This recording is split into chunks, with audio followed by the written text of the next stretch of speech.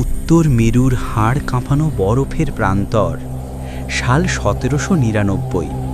চারিদিকে শুধু মৃত্যুর মতো সাদা বরফ আর হাহাকার করা বাতাস। পোড়া কাঠের গন্ধ আর আগুনের চিতার শব্দ ছাড়া সেখানে আর কিছুই ছিল না। ভিক্টর ফ্র্যাঙ্কেনস্টাইন মৃত। তার সৃষ্টি, সেই নামহীন দানব, আগুনের কুণ্ডের সামনে দাঁড়িয়েছিল নিজেকে শেষ করে দেওয়ার জন্য। আগুনের লেলিহান শিখা তার বীভৎস সেলাই করা মুখে ছায়া ফেলছিল। ভিক্টর, তুমি আমাকে ঘৃণা দিয়ে তৈরি করেছিলে। তুমি ভেবেছিলে আমি শুধুই এক আবর্জনা, কিন্তু মৃত্যু দিয়ে সেই ঘৃণার শেষ হতে পারে না। আগুন আমাকে ছাই করতে পারে, কিন্তু আমার আত্মাকে মুক্তি দিতে পারবে না। না, আমি মরব না। আমাকে বেঁচে থাকতেই হবে।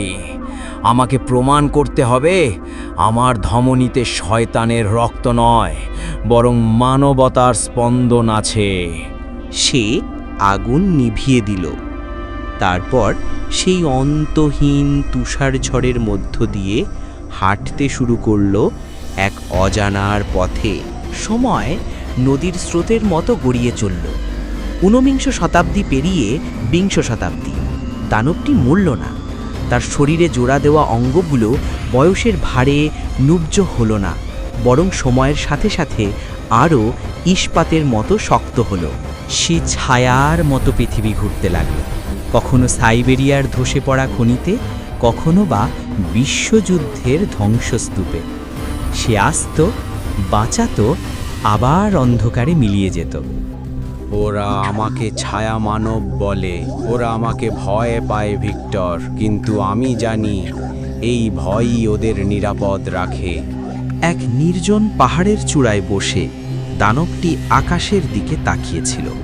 তার হাতে ভিক্টরের একটি পুরনো ডায়েরির ছেঁড়া পাতা।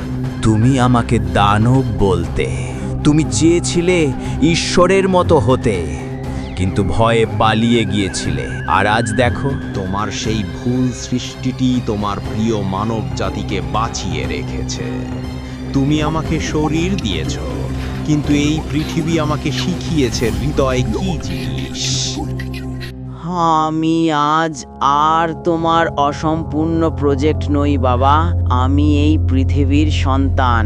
একবিংশ শতাব্দীর শেষ ভাগ। হঠাৎ আকাশ কালো করে নেমে এলো এক মহাজাগতিক বিপর্যয়, দ্য জেনোফয়েডস। তাদের নিঃশ্বাসে ছিল বিষাক্ত গ্যাস। পৃথিবীর কোনো সেনাবাহিনী তাদের সামনে টিকতে পারল না। নিউ ইয়র্ক থেকে টোকিও সব শহর ধ্বংসস্তূপে পরিণত হলো। মানুষ পালানোর পথ খুঁজে পেল না। পৃথিবী এখন আমাদের, এদের দুর্বল শরীর আমাদের গ্যাসের সামনে টিকতে পারবে না। ধ্বংস করো সব কিছু।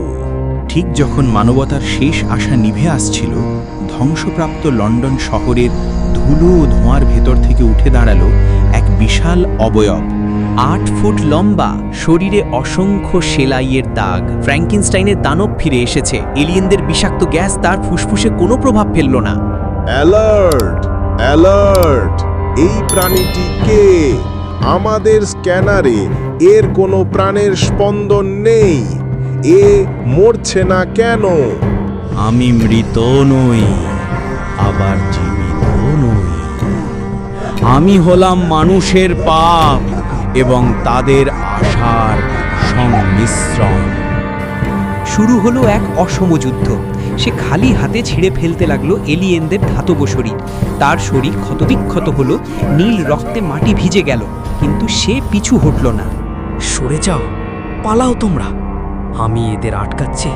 অবশেষে দানবটি এলিয়েনদের মাদারশিপের রিয়্যাক্টরটি নিজের কাঁধে তুলে নিল। তার শরীরের সবটুকু শক্তি দিয়ে সে গর্জন করে উঠল, বিদায়। সেই রিয়্যাক্টরটি ছুঁড়ে মারল বায়ুমণ্ডলের বাইরে।